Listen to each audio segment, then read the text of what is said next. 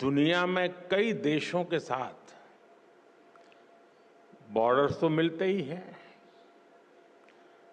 कई देशों के मार्केट्स भी मिलते हैं, लेकिन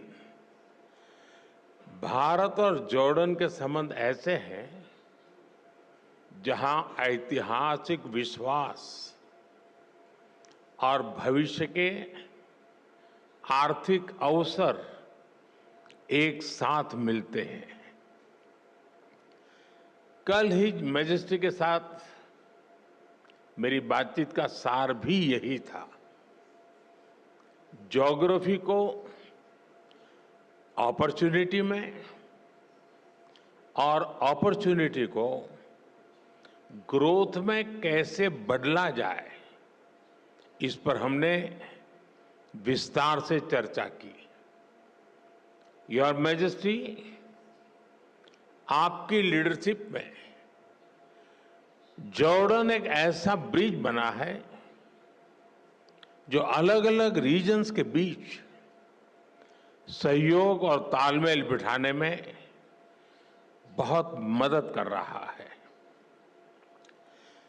कल हमारी मुलाकात में आपने बताया कैसे भारतीय कंपनीज जॉर्डन के मार्ग से यूएसए, कनाडा और अन्य देशों की मार्केट तक पहुंच सकती है। मैं यहां आई भारतीय कंपनियों से इन अवसरों का पूरा लाभ उठाने का अनुरोध करूंगा। फ्रेंड्स, भारत आज जॉर्डन का तीसरा सबसे बड़ा ट्रेडिंग पार्टनर है। मैं जानता हूं कि बिजनेस की दुनिया में नंबर्स का महत्व होता है, लेकिन यहां हम सिर्फ नंबर्स गिनने नहीं आए, बल्कि हम लॉन्ग टर्म रिलेशनशिप बनाने आए हैं। एक जमाना था जब गुजरात से पेट्रा के रास्ते यूरोप तक का व्यापार होता था। हमारी फ्यूचर प्रॉस्पेरिटी के लिए हम वो लिंक्स फिर से रिवाइव करने होंगे और इसको साकार करने में आप सभी का महत्वपूर्ण योगदान रहेगा। फ्रेंड, आप सभी जानते हैं कि भारत थर्ड लार्जेस्ट इकोनॉमी की ओर तेजी से बढ़ रहा है। भारत की ग्रोथ रेट 8% से ऊपर है।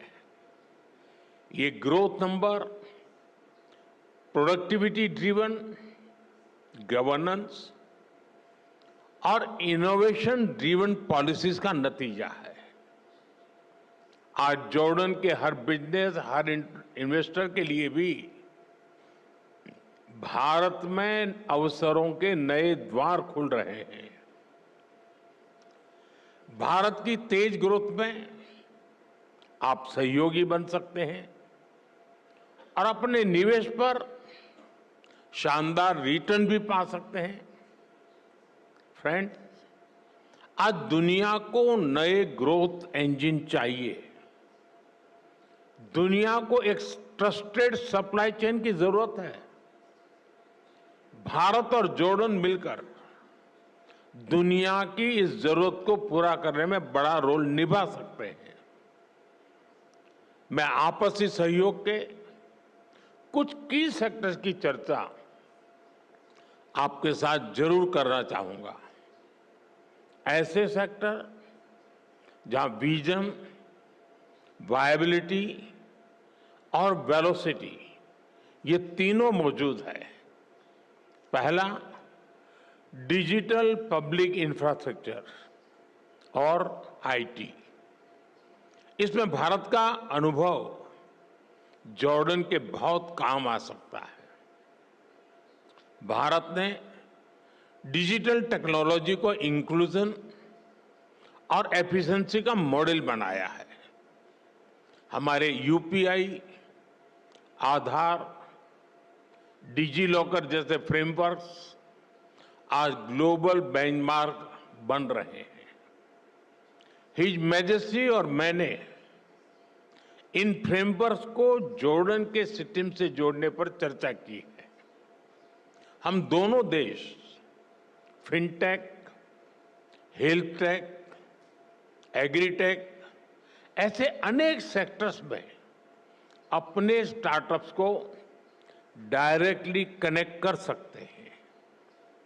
एक शेयर्ड इकोसिस्टम बना सकते हैं जो हम आइडियाज को कैपिटल से और इनोवेशन को स्केल से कनेक्ट कर सकते हैं।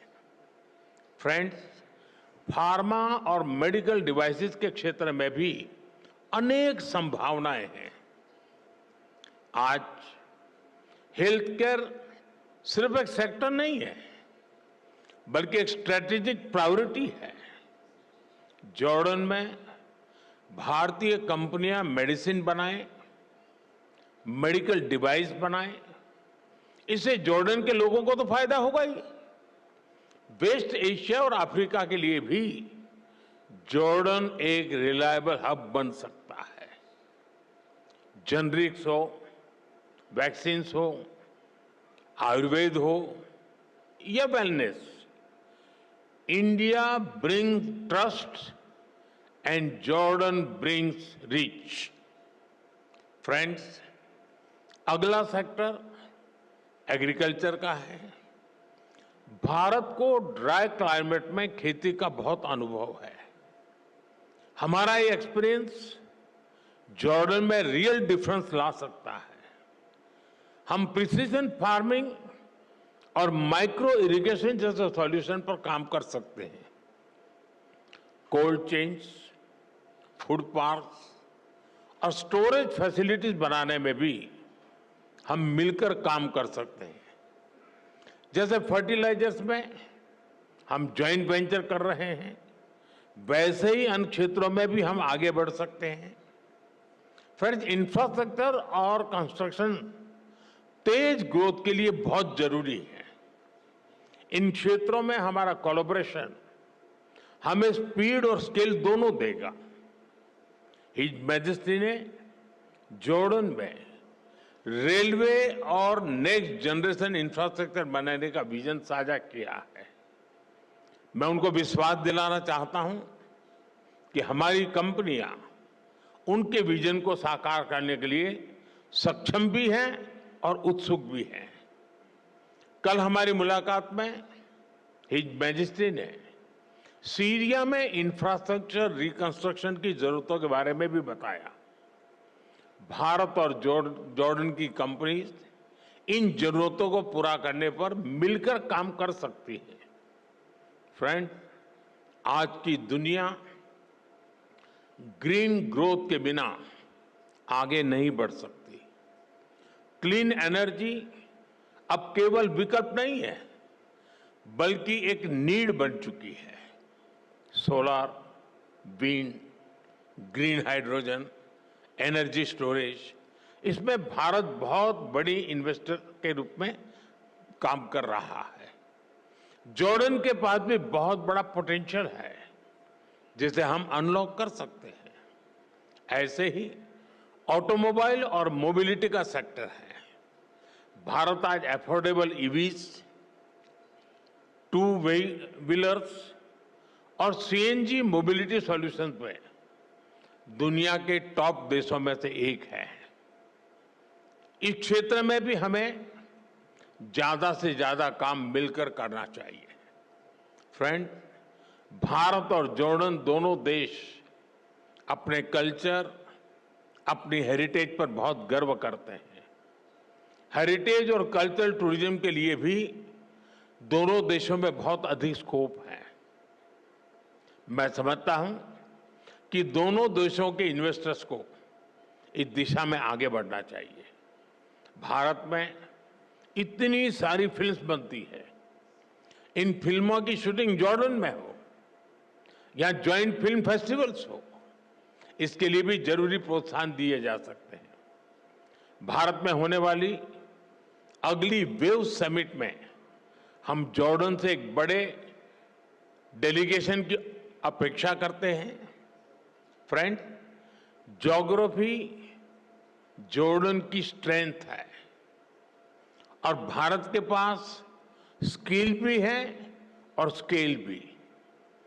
दोनों की स्ट्रेंथ जब एक साथ आएगी तो इससे दोनों देशों के नौजवानों को नए अवसर मिलेंगे। दोनों देशों की सरकारों को उनका विजन बिल्कुल स्पष्ट है। अब बिजनेस वर्ल्ड के आप सभी साथियों को अपनी इमेजिनेशन, इनोवेशन और एंटरप्रेन्योरशिप से इसको जमीन पर उतारना है। अंत में मैं आपसे फिर कहूंगा, come let us invest together, innovate together and grow together. Your majesty, एक बार फिर आपका, जॉर्डन सरकार का और इस कार्यक्रम में उपस्थित अन्य सभी महानुभावों का मैं हृदय से आभार व्यक्त करता हूं। शुक्रान, बहुत बहुत धन्यवाद।